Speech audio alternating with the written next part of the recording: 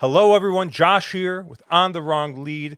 Special Breeders' Cup preview here. I thought we'd take a look at a couple of key races for the Breeders' Cup and just take a look at pre-entries, kind of get a little taster before our big stream, which we're going to do Tuesday night. I have Matt Carlson, who's going to actually join us, I think, for the first live stream with the big group, so that should be fun. But Matt, I tapped you in to talk about turf racing, because I know you love turf racing. Obviously, you love Hong Kong. Absolutely. And we're going to talk the Breeders' Cup Mile here. We're looking at pre-entries, so obviously, not sure if, all these horses are going to get in, but I think that pre-entries have, 18 horses in here. They'll probably run, I think, 12 or 14. I forget what they run at Del Mar. So it'll be interesting to see, who kind of draws in and what happens. But I thought this was going to be an interesting race. Obviously, the Breeders' Cup Mile the last couple years has been dominated by the overseas invaders. However, they've really only dominated the win, right? They've won the last, I believe it's the last 4 years. I think Uni was the last American to win, and that was in 2019. And then before that, I think it was a little bit more competitive. You had a couple other horses. I think is it Tepin? I think was one of the horses that won the BC Mile. It just kind of went back and forth a little bit more beforehand, but at least the last couple of years, before Uni was Expert Eye, which I believe Expert Eye was my first Breeders' Cup that I ever watched, and then you have a couple other horse, Tourists, obviously famous horse, Tepin, Caraconti, and obviously Wise Dan, and like I said, we're going pretty far back, but last couple of years, I mean, last year was Master of the Season Maj, first and second, and then Casa Creed finished a nice third in that race. Cheryl Spite and Kin Ross second and third last year. Obviously, that was the Modern Games win. We had Space Blues win in 2021, and then you had Smooth Like Straight and Ivar underneath. So the the overseas horses, the Japanese horses, they've seemed to dominate the win here, but I don't know. I think this looks like a pretty competitive race this year, and I think the Americans are in here with a shot. And I mean, definitely for the minor awards, I think there's a couple of real strong contenders. But Matt, what do you kind of think here? Yeah, no, totally agree, right? I mean, obviously the Euros, especially around two turns, have kind of had our lunch the past few years, and I don't know that I see it too much differently this year, but I do agree, value-wise, there's a lot to be had, especially underneath. And I think if you pick the right spots, especially with some horses that probably get lost, I think people tend to play a lot of these bets, just thinking, hey, we'll take the three horses that I think have a chance to win and we'll box them up and play an exacta that way. You can get a lot of value by playing it differently, even with horses you don't think have a chance to win. Key them in second or third. And especially with things like BCBC going on, a lot of that money ends up in those pools that might be dead money. And you can kind of make a fair amount, outside of your traditional win pool here. So, yeah, I agree. I think a lot of opportunity underneath, even if, it might chalk out on top with the Euros. But Yeah, and obviously we're going to handicap this race, I think, in a little bit more depth. I'm looking at some early fixed odds through some overseas books. I do see right now your favorite looks to be Porta Fortuna, who ran second last year in the BC Juvenile Phillies turf, and since going back to Great Britain. He's got a second and three wins. So obviously coming in real good form. And obviously, I mean, those three wins were all Group Ones. So a second and three wins in Group Ones, coming in very, very nice form. And if there's one thing that we do know about overseas handicappers and punters is they love form.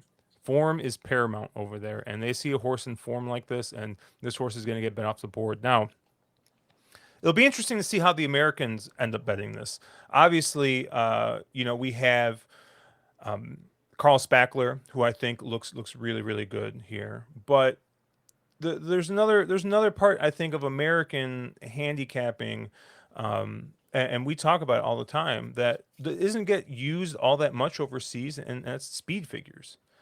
And depending on which speed figure you're looking at, time form, for example, has Porta Fortuna a couple of points slower than most other, like basically most other contenders in this race. So you kind of got to question like, or is it, the horse obviously is got coming in really really good form, beating some really nice horses.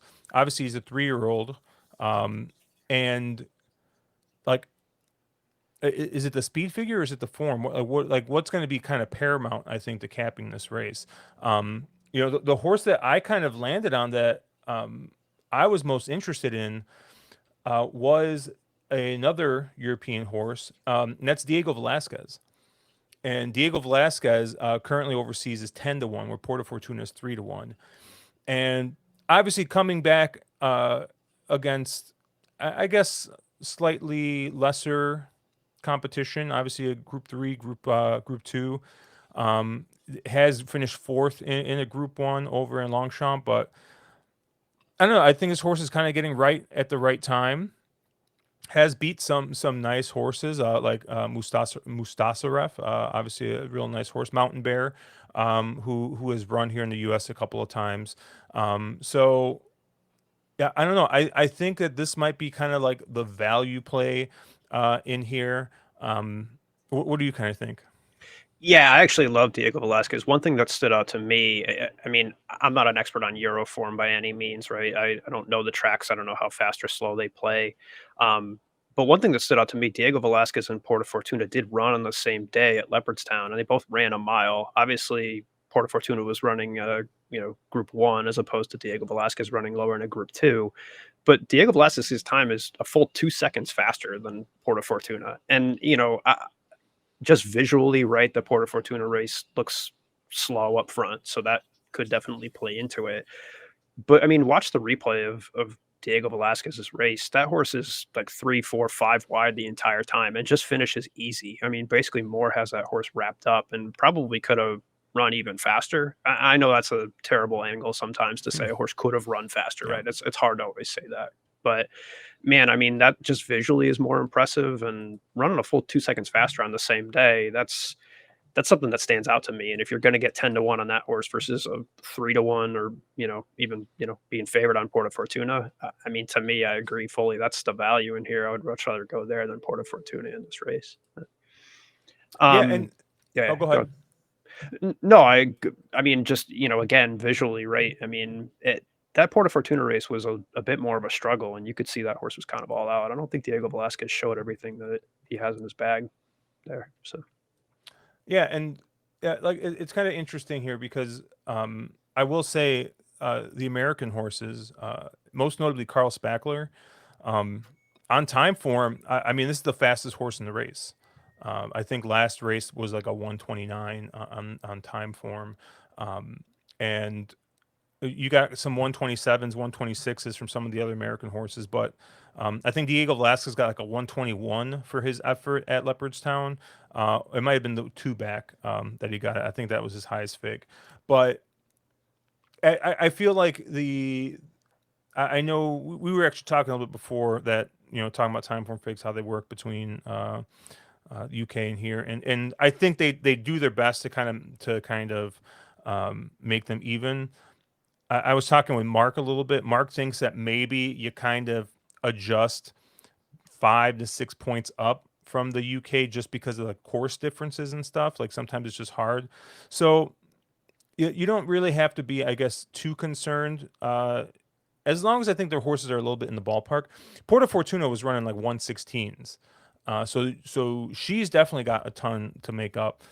And the one thing that Carl Spackler I think might have going for him is there's a shot that maybe Carl Spackler just gets out on the lead and goes and basically gets to control it. The only other pace that's I think entered in this race, well, Full Court Felicia has shown pace, but I feel like has shown more pace going a little bit longer.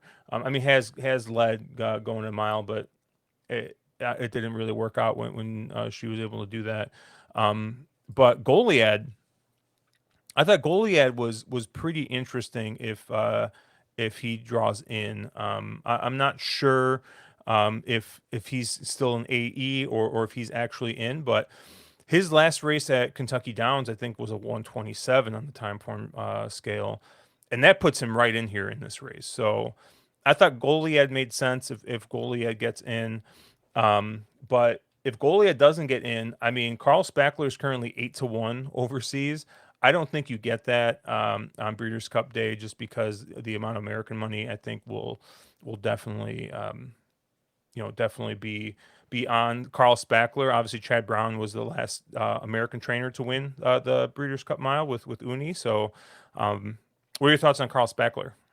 Yeah, I mean, like you said, we're capping this early, so it's hard to know who's going to draw in versus not. But I think when I saw it, Full Count Felicia and Goliad are both on the AE list. So if that stays that way, I don't see who else even pressures Carspackler, unless something goes wild, right? Unless some horse just up and decides to change tactics. And even then, right? I don't know that anyone just has the speed to keep up. We're capping this before we have anything like draws, and I forget how Del Mar runs if it's short to the first turn at a mile or what kind of happens there. But that may play a factor too. You mentioned Full Count Felicia. The other thing that does stand out there, I don't really like horses that come from Woodbine in these races because they run at Woodbine with Lasix, and that horse is coming off of Lasix to come back here, right? So any Woodbine shipper, I don't have stats for what Woodbine BC, but just something to keep in mind as you see, if a horse looks really stand out on figs. I mean, you see a 14 length lead at first call there, that is on Lasix. So whether that horse needs that Lasix or not, I do think it's never an improvement when you're coming off medication to run in these races against a really strong field. So um, even if she does draw in, I don't know that she's going to pressure Call Spackler for at least an extended period around here. So yeah, I mean, if he has his way up front, I think there's a chance you just get kind of that American, slow turf pace and takes a lot of the deep closers out of it. You may be able to get pretty skinny on, an exacta or a try if you think, hey, all those horses that are going to try and come from 11th or 10th or wherever they sit just aren't going to have enough pace up front to run into. So, Anyone else new you want to talk about? yeah, I think to me the only other standout was Notable Speech, right? And I think you probably get a better price just from that race at Longchamp last out. And I do think that horse had a fair number of excuses, right? Obviously, didn't look like it wanted the soft ground. I don't think you get too much of a risk of soft ground here coming to Del Mar. The other thing that stood out, the winner of that race was Tribalist, who's the other Godolphin in that race. And I don't know how much, how many tactics they played, or, you kind of get into some gamesmanship of was that horse really pointing to that race or was it pointing to BC? And, to me, a horse not firing at Longchamp, that's in some way almost a positive for a couple of reasons to me, right? One, you're going to get a much better price because it ran kind of a dud of a race on paper, but B, right, it suggests, hey, maybe they were just using that as kind of that intermediary to really point here. And so Notable Speech is probably the horse that I, would most want to bet. Just based on kind of that effort two back. Again, I think that horse is that through and through miler that you're really looking for in here. And yeah, I mean, obviously it's gonna depend on, where jocks end up and things like that if you want to get, into the whole strategy game. And we don't know that just yet. But Notable Speech, I think to me was the one that stood out from the Euro contingent. And I know, betting an Appleby, Godolphin, Buick probably isn't the sexiest thing in the world. But if you're getting a great price on it, don't overcomplicate it. Yep, looks to be second choice overseas right now, around 7-2. But I much prefer it to Porta Fortuna, who I'm gonna have the fade on. So well, that's gonna do it for us for our little preview here of the Breeders' Cup Mile. Obviously, if you want to hear more, check us out on Tuesday at 8 p.m. 8 p.m. Central, 9 p.m. Eastern. We'll be live streaming. We'll be talking about all the Breeders' Cup races. So have a good one, guys.